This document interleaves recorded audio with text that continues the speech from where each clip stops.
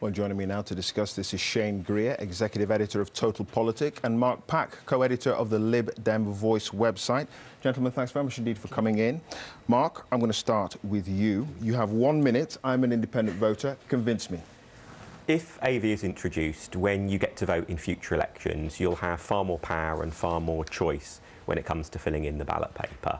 What it will do is it will mean that if you're not quite sure between two different candidates, but there's a third candidate you really dislike, you'll be able to give your first preference to one, second to the other, and not vote for the candidate you really dislike. At the moment, under first past the post, you have to sort of second guess who other people might be voting for to work out how best to fill in your ballot paper. So with AV, you'll have more choice. You'll be able to fully reflect the range of different views you have about different candidates. And crucially, it will mean that MPs will have to reach out to get support from a larger number of people to get elected. They won't be able to just rely on their tribal core vote in the way they do far too often at the moment.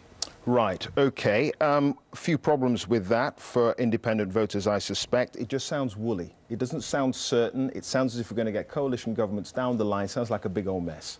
Not at all. Preferential voting is used very widely by all sorts of organisations through the UK, including trade unions, voluntary organisations. So a lot of people who will be going to vote in the referendum will already be used to using a voting system such as AV or one very similar to it. Really? It's very widely used outside politics in Britain. It's also actually very widely used by MPs themselves. MPs use AV to elect the deputy speakers. So why are you so down in the polls then? Why aren't people convinced, clearly?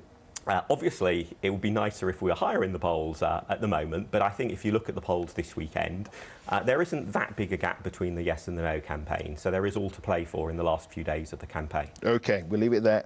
Mark Pack. Shane. Convince me.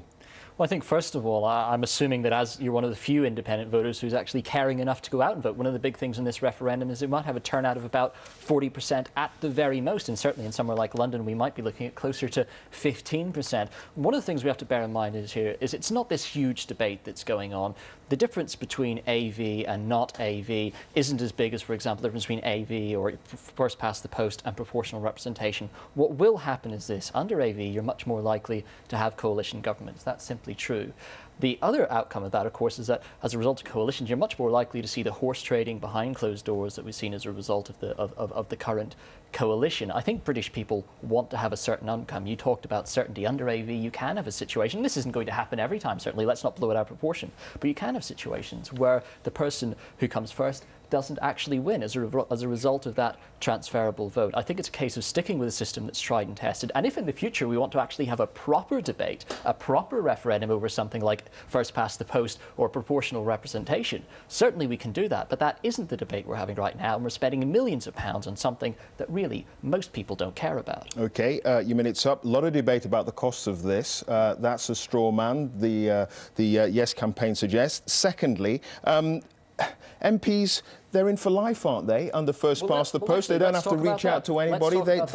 It's a job for the boys. If AV were to come in as a result of this referendum, yes, some currently safe seats would become winnable seats, but as marginal seats. But as the British Electoral Survey pointed out, if you take, there's about 15 seats that under AV would become safe seats that aren't safe seats now. One of those is Oldham East and Saddleworth, whereas you remember some time ago, Willis was the MP there. He defeated the Lib Dem, which you'll know very well. That would become a safe Lib Dem seat under AV. So the idea that it would remove safe seats is simply a nonsense. Yes, some will go away, but others will come back in their place. The real question here is the money that we're spending on a referendum, and even ignoring the huge figure that the No campaign, and I'm not here to represent the No campaign, is putting out. Yes, it's well, you're doing a good job. But what I will say is the actual direct cost of this referendum, which indeed Nick Clegg himself said some time ago, and the Act which brought it in says about £90 million. That's a lot of money that's being spent from the public purse that could be spent on other things. OK. Mark, this whole debate has not energised the public at all, it seems. Why? I think it's because trying to improve politics is something that is very important and does appeal to a lot of people. But at times the campaigns has got a little bit too stuck into exchanges between politicians. And I think understandably the public are a little bit sceptical when you hear different politicians arguing about what voting system they would most like to see. What I think has been very encouraging about the Yes campaign is the huge number of grassroots groups that have sprung up around the country to try to energise the Yes vote and to bring in people into this sort of campaigning that you don't normally see see involved in normal party politics elections. Right, okay, very, very briefly, Shane.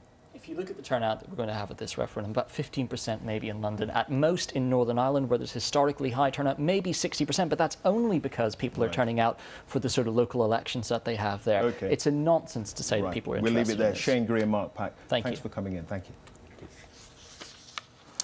And there's full details of the AV referendum on the BBC News website. That's at bbc.co.uk/referendum.